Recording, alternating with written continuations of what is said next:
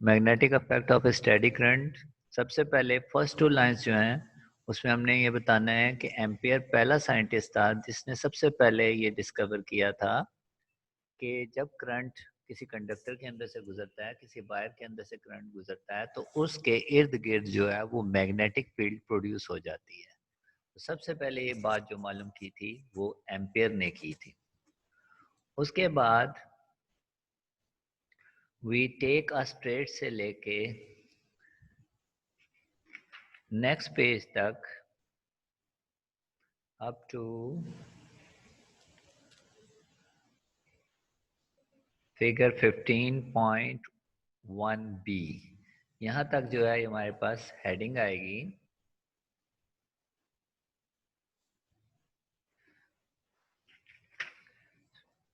Experiment for straight conductor. Experiment for straight conductor या straight wire.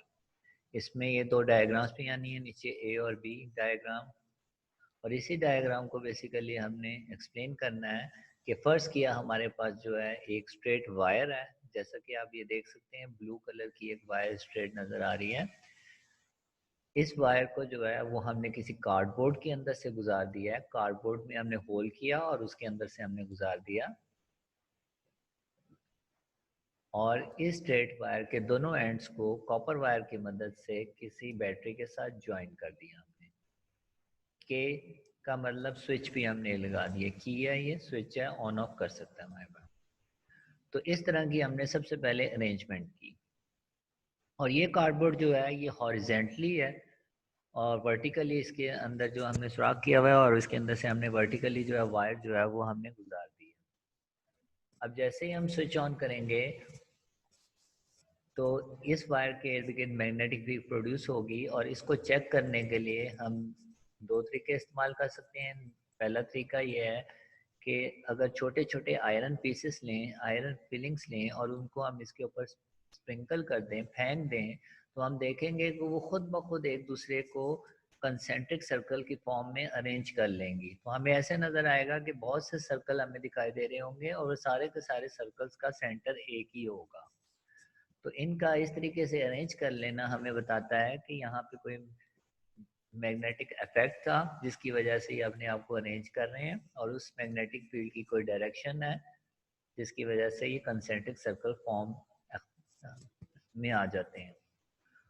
Second method ये है कि अगर हम एक कंपास निडल लें और हम इस वायर के इर्द गिर्द उस कंपास निडल को रख के मैग्नेटिक फील्ड प्लॉट करें।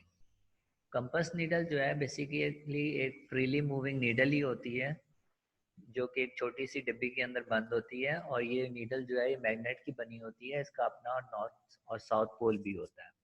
तो ये कंपास नीडल अगर हम रखें तो उसकी मदद से जो है पूरा एक प्रोसेस होता है, उसकी मदद से मैग्नेटिक फील्ड जो है वो बना सकते हैं, और उसकी डायरेक्शन भी देख सकते हैं कि नॉर्थ से साउथ की तरफ किस तरह है।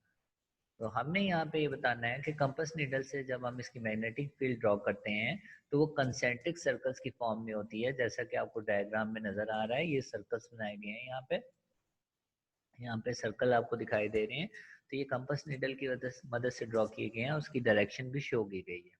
अब इस डायरेक्शन को हम इस तरीके से एक्सप्लेन करेंगे कि आप देखें स्ट्रेट वायर जो है इसमें से जब करंट गुजरता है तो ये एक लूप में कंप्लीट घूमता हुआ जा रहा है, और ये जो करंट जब घूमेगा पॉजिटिव से नेगेटिव टर्मिनल की तरफ तो इसकी डायरेक्शन जो है ये क्लॉकवाइज होगी।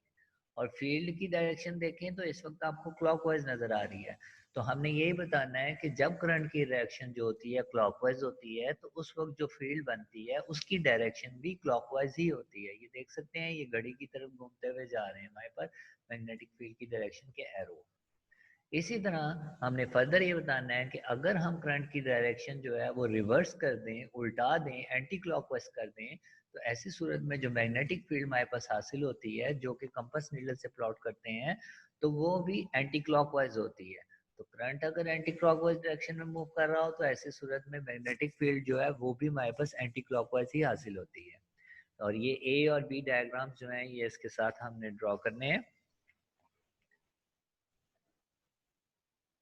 और एंड में इस पैराग्राफ के यहाँ पे हमने प्रॉपर्टीज की एडिंग डाल सकते हैं। प्रॉपर्टी की हेडिंग, और प्रॉपर्टी की हेडिंग में ये बताना है कि फील्ड कहाँ स्ट्रांग होती है और कहाँ पे वीक होती है। अगर हम तार के करीब जाते जाएं तो मैग्नेटिक फील्ड जो होती है वो ज़्यादा स्ट्रांग होती है, और वायर से जितना दूर होते जाएं मैग्नेटिक फील्ड जो है वो कमज़ोर होना शुरू हो जाती है। तो वायर के करीब मैग्नेटिक फील्ड मजबूत और उससे फार अवे मैग्नेटिक फील्ड कमज़ोर होती है। उसके बाद हमारे पास डायरेक्शन ऑफ मैग्नेटिक फील्ड। अब स्ट्रेट वायर जो है उसमें हम देख रहे हैं कि मैग्नेटिक, यहाँ डायरेक्शन ऑफ मैग्नेटिक फील्ड के आगे आप ब्रैकेट में लिख सकते हैं फॉर स्ट्रेट वायर, ब्रैकेट में लिख सकते हैं फॉर स्ट्रेट वायर, क्योंकि मैग्नेटिक फील्ड की डायरेक्शन स्ट्रेट वायर के लिए ही मालूम कर रहे हैं यहाँ पे। और स्ट्रेट वायर की मैग्नेटिक फील्ड जब हम मालूम करते हैं तो एक रूल इस्तेमाल होता है जिसको हम कहते हैं right hand grip rule. Right hand grip rule क्या है वो यहाँ नीचे एक्सप्लेन किया गया है। ये शॉर्ट क्वेश्चन भी आता है, how can we find the direction of magnetic field by right hand grip rule. तो ऐसी सूरत में ये जो बोल्ड हुआ हुआ है ये हमने लिखना होता है, और इसके साथ ये डायग्राम जो है ये हमने ड्रॉ करनी है, जो कि 15.2 डायग्राम है। और 15.2 डायग्राम में आप देखें, इस डायग्राम में राइट हैंड ग्रिप रूल को जो है उसकी वजाहत की गई है और बताया गया है कि इसमें क्या करते हैं। सबसे पहले करंट की डायरेक्शन देखते हैं कि वायर में किस तरफ है, फिर हमने ग्रिप करना है उस वायर को इस तरीके से कि हमारा थंब जो है वो करंट की डायरेक्शन में हो। तो जो कर्लिंग फिंगर्स होंगी, जो 4 फिंगर्स हमारी कर्ल हुई हुई हैं, कर्व बना रही हैं, ये डायरेक्शन मैग्नेटिक फील्ड की डायरेक्शन को रिप्रेजेंट करेंगी। तो हमारा राइट हैंड ग्रिप रूल यही है, यहाँ पे नीचे लिखा हुआ है, grab a wire with your right hand such that your thumb is pointed in the direction of current, then curling fingers of your hand will point in the direction of magnetic field. तो main काम क्या है, हमने wire को इस तरीके से पकड़ा है कि हमारा थंब जो है, स्ट्रेच थंब जो है, it should be in the direction of the current, then the curling fingers will be in the direction of magnetic field. उसके बाद एक्टिविटी 15.1 जो है ये बेसिकली एक्सपेरिमेंट है, और एक्सपेरिमेंट है फॉर कॉइल। ये कॉइल के लिए एक एक्सपेरिमेंट किया गया है जिसमें ये डायग्राम 15.3 डायग्राम जो है ये हमने एक्सपेरिमेंट के साथ बनानी है।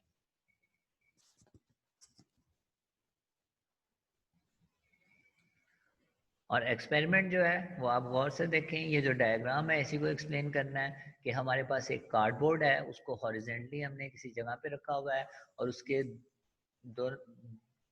दो होल्स उसमें हमने कर दिए हैं, और उनके अंदर से एक वायर का लूप जो है वो हमने गुजार दिया है। वायर को हमने सर्कुलर फॉर्म में किया और इसके अंदर से हमने गुजार दिया, उसके दोनों टर्मिनल्स जो है वो नीचे से हमने बाहर निकाल दिए हैं, और उसके साथ जो है वो हमने बैटरी ज्वाइन कर दी है। जैसे ही हम स्विच ऑन करेंगे तो इस लूप में से करंट गुजरना शुरू हो जाएगा। अब इसकी मैग्नेटिक फील्ड अगर हम ड्रॉ करें, चाहे आयरन फिल्म की मदद से चेक कर लें या कंपास नीडल से ड्रॉ करें, तो हम देखेंगे कि दोनों तरफ जो है कॉइल के कंसेंट्रिक सर्कल्स बनेंगे। और ये कंसेंट्रिक सर्कल्स जो हमें दिखाई दे रहे हैं दोनों तरफ, इसमें एक इधर है और एक इस तरफ है, ये रिजेंबल करते हैं बार मैग्नेट के। यानी कि बार मैग्नेट की अगर फील्ड कंपास नीडल से ड्रॉ करें तो वो कुछ इसी किस्म की होती है जैसा कि यहाँ पे दिखाई दे रही है। तो ये हमारा एक्सपेरिमेंट था, इसमें बस लास्ट में आपने डू को काट देना है, और लास्ट लाइन जो आपने लिखनी है वो डू को छोड़ के है, the magnetic field lines between the two parts of the loops resemble to that of the bar magnet, और क्वेश्चन मार्क जो है एंड से आपने काट देना है। तो ये हमारे पास जो था ये एक्सपेरिमेंट है फॉर कॉइल। उसके बाद है मैग्नेटिक फील्ड ऑफ सोलिनॉइड, जिसमें सब हेडिंग जो है सबसे पहले सोलिनॉइड की आएगी, और सोलिनॉइड की हेडिंग में हमने सोलिनॉइड की डेफिनेशन करनी है। अगर हमारे पास एक कॉइल है जिसमें 2 या 2 से ज़्यादा लूप्स हैं, बेसिकली कॉइल जो होता है उसमें एक लूप भी हो सकते हैं, 2 भी हो सकते हैं, और बहुत ज़्यादा भी हो सकते हैं।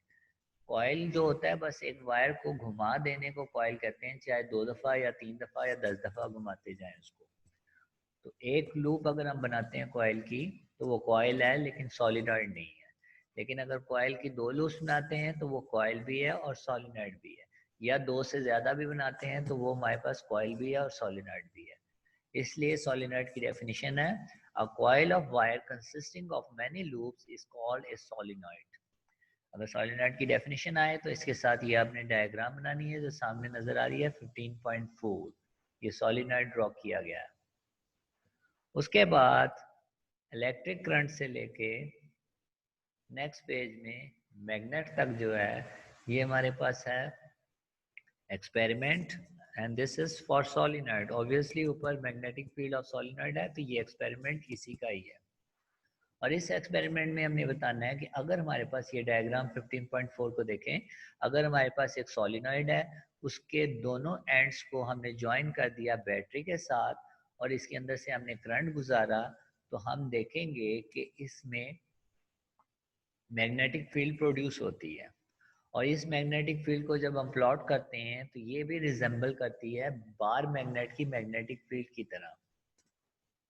और अगर हम इस कॉइल जिसमें करंट गुजार रहे हैं इसके एक एंड की तरफ किसी नेचुरल मैग्नेट को, यानी कि नेचुरल मैग्नेट लिया, उसका नॉर्थ पोल किसी एक एंड की तरफ लेकर आएंगे तो हमें पता चलेगा कि वो एंड जो है वो इस नॉर्थ पोल को या रिपेल कर रहा होगा या अट्रैक्ट कर रहा होगा.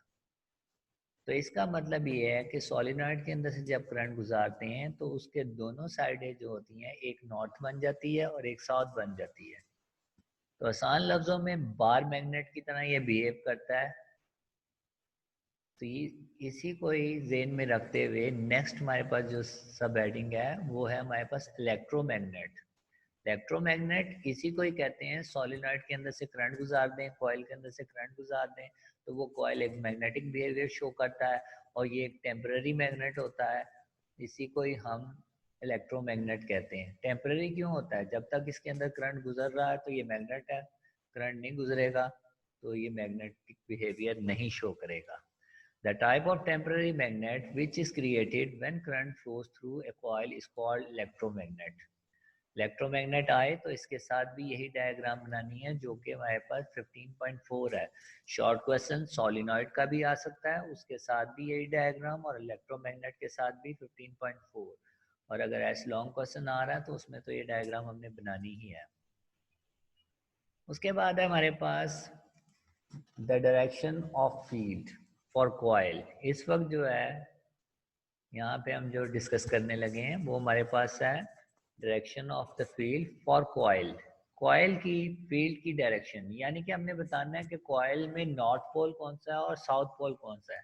ये मालूम करने का तरीकाकार जो है ये भी राइट हैंड ग्रिप रूल ही कहलाता है. इसमें क्या करते हैं कि हमारे पास अगर सोलिनॉइड है और उसके अंदर से करंट गुजर रहा है, करंट की मिकदार ज़्यादा भी हो सकती है, कम भी हो सकती है. अगर माइनर है तो ऑब्वियसली हम सोलिनॉइड को ग्रिप कर सकते हैं आसानी से, और अगर करंट की मिकदार ज़्यादा है तो हमें ग्रिप करने की ज़रूरत नहीं है, सेपरेटली इमेजिनरी तौर पे हम देख सकते हैं. तो फिलहाल फ़र्ज़ करें ये एक सोलिनॉइड है, नीचे जो डायग्राम बनी हुई है इसके अंदर से करंट गुजर रहा है. अगर हमें पता हो इसकी करंट की डायरेक्शन क्या है, जैसा कि आप ये देख सकते हैं यहाँ पे एक एरो लगाया हुआ है और बताया गया करंट जो है वो इस तरीके से घूम रहा है. तो करंट की डायरेक्शन की तरफ हमारी 4 फिंगर्स होनी चाहिए. हमने सोलिनॉइड को ग्रिप इस तरह किया कि हमारी चारों फिंगर्स जो है वो करंट की डायरेक्शन में हों जब हम सोलिनॉइड को ग्रिप करते हैं. तो स्ट्रेच थंब जो होगा वो नॉर्थ पोल को रिप्रेजेंट करेगा. तो ये जो हमारे पास इस साइड में है ये नॉर्थ पोल इसलिए आया क्योंकि थंब की डायरेक्शन इस तरफ थी हमारे पास. इसी तरह अगर करंट की डायरेक्शन उल्टी होती तो हम ग्रिप भी इसको दूसरे तरीके से करते. कर्लिंग फिंगर्स जो है वो नीचे से ऊपर की तरफ जा रही होती, तो ऐसी सूरत में जो है नॉर्थ पोल दूसरी साइड में होता हमारे पास. तो फिलहाल करंट जिस तरीके से फ्लो कर रहा था उसी तरीके से हमने इसको ग्रिप किया. चारों उंगलियां करंट की डायरेक्शन में थी. स्ट्रेच थंब जो है वो हमारा इंडिकेट कर रहा है नॉर्थ पोल को. तो राइट हैंड ग्रिप रूल जो है वो डायरेक्शन मालूम करने के लिए फील्ड की वो ये है, if you grip the coil with our right hand by curling our fingers in the direction of the conventional current, fingers इस तरीके से कर्ल किए हैं कि करंट की डायरेक्शन में है, our thumb will indicate the north pole of the coil. तो ये डायग्राम जो है ये इसके साथ बनानी है हमने. और जितनी भी डायग्राम्स आ रही हैं यहाँ पे ये डायग्राम्स